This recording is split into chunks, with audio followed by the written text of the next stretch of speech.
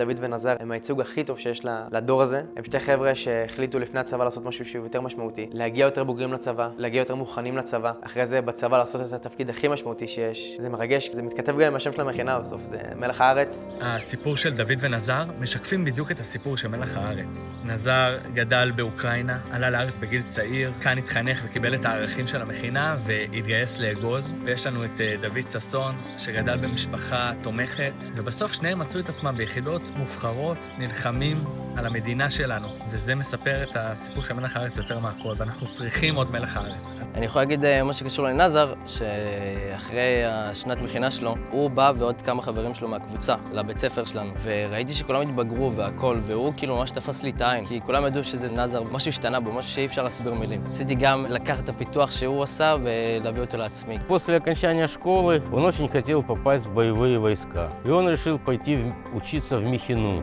דוד היה מאוד נאהב במושב, ממש כולם הכירו אותו, ופתאום שהוא נהרג, יותר הבנתי מי הבן אדם ומה הוא עשה, כשהבנתי שהיה במכינה במלח הארץ, זה פתאום הדליק לי נורה ואמרתי, וואו, יכול להיות שזו המכינה שמתאימה לי. אני חושב שהמכינה מאוד הכינה לשירות קרבי, משמעותי, אבל זה לא היה העיקר. כן יצאתי משם עם הרבה מאוד חוויות משבועות הישרדות ומשבועות ניווטים, דברים שכן עזרו לי בפרקטיקה, אבל בסוף, מה שבאמת לקחתי איתי זה המשמעות של הדברים. ולמה צריך לעשות את זה? מתי שהלמה הזו חזק, אפשר לעבור הכל בדרך. במציאות כל כך מפולגת ומוקצנת, אנחנו רואים את התקווה דרך מלח הארץ.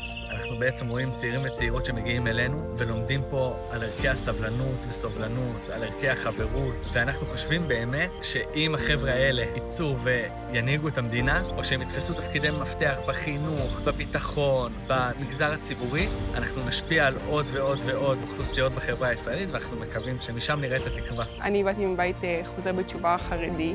היה לי כאפה מטורפת, אבל בקטע ממש טוב. הבנות פה, החברה, האווירה, הכל פשוט שונה ממה שחייתי בו. תרם לי הרבה, כאילו, גרם לי גם להבין מה אני רוצה הלאה, תבע לי דרך. אני חושבת שמה שאנחנו מחזקים לחבר'ה האלה, זה את הערכים היפים שכבר נמצאים להם בלב, להוציא אותו אדם באמת באמת טוב יותר לעצמו וטוב יותר לחברה.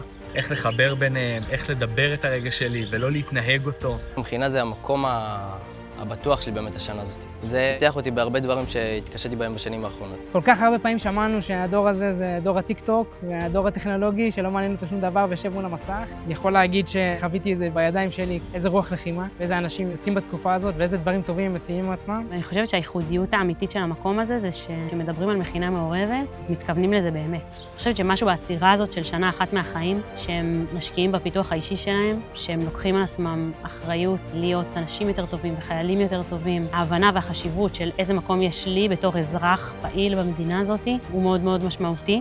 באתי מאזור שהוא די בועה, באמת שלא הייתי מכיר ונפגש עם אנשים מכל קצוות הארץ, אם לא המכינה, ככה שהייתי מתגייס למקום מסוים, הולך עם אותם אנשים, הולך עם אותם חברים, זה מדהים בעיניי. בחורה שחושבת כל כך אחרת ממני, ישנה מיטה לידי והיא החברה הכי טובה שלי, היא שם ברגעים הכי קשים שלי ורואה אותי ברגעים שאני נשברת, יושבת איתה ואת מגלה עולם, והם גם ככה מגלות עליי. אנחנו בעצם רוצים לייצר איזושהי חיבור שלהם ושבירה של החומות ביניהם כדי לייצר את הביחד.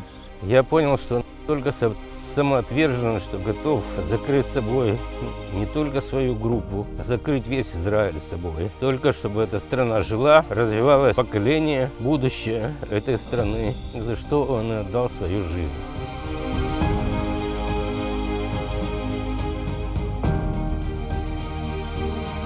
צריכים שעוד צעירים וצעירות יגיעו אלינו ללכת בדרכם של דוד ונזר ולקבל את הערכים של המכינה ובעצם לצאת הלאה לשירות משמעותי, לחיי אזרחות פעילים, וזה מה שאנחנו מנסים לעשות עכשיו.